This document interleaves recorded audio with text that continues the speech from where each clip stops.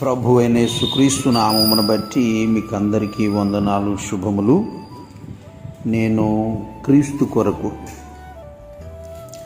యేసుకు దగ్గరగా ఉండటం వలన 3 ప్రభావాలు మన మీద ఉంటాయని, అందులో 1 తగ్గింపు, 2 ఆనందం, 3 పరిశుద్ధత అని దైవజనులు చార్లెస్ స్పర్జన్ గారు చెప్పిన మాట ఇది.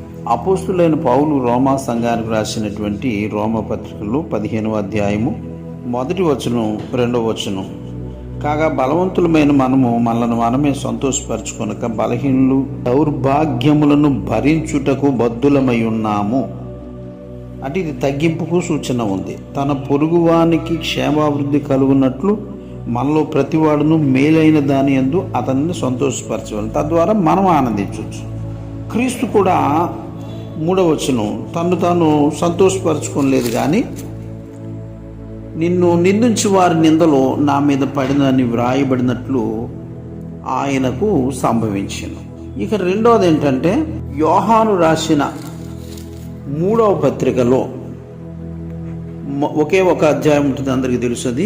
3వ వచనం నుండి, నీవు సత్యమును అనుసరించి నడుచుకొనుచున్నావు గనక సహోదరులు వచ్చి నీ సత్య ప్రవర్తన గురించి సాక్ష్యం చెప్పగా విని బహుగా సంతోషించి తిని, నా పిల్లలు సత్యమును అనుసరించి నడుచుకొనుచున్నారని వినుట కంటే నాకు ఎక్కువైన సంతోషం లేదు అని. ప్రియుడా, వారు పరదేశులైనను సహోదరులుగా ఉన్న వారికి నీవు చేసినదెల్లా విశ్వాసికి తగినట్టుగా చేయుచున్నావు. ఇందులో తగ్గింపు కనపడుతుంది. తర్వాత దేవుని పని చేయటం వల్ల అతనిలో ఆనందం కనపడుతుంది. తర్వాత తను మార్పు చెందాడు కాబట్టి పరిశుద్ధత కూడా కనపడుతుంది.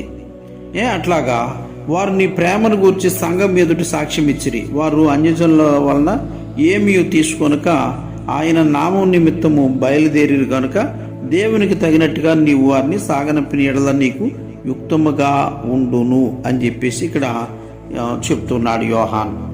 కాబట్టి దేవుని బిడ్డలారా, మనము ఈ 3 అంశాలు బాగా పరిగణలో తీసుకోవాలి: తగ్గింపు, ఆనందము, పరిశుద్ధత అని. ఈ తగ్గింపు ఎప్పుడైతే వచ్చిందో ఆనందం ఆటోమేటిక్గా వస్తుంది. ఈ తగ్గింపు, ఆనందం ఉన్నప్పుడు పరిశుద్ధత కూడా మనం సంపాదించుకుని సంతోషంగా లేక మరి ఆనందంగా మనం జీవించడానికి అది ఉపయుక్తంగా ఉంటుంది. దేవుడి మాటలను దీవించి మనల్ని అందరినీ బలపరచునుగాక. ఆమేన్.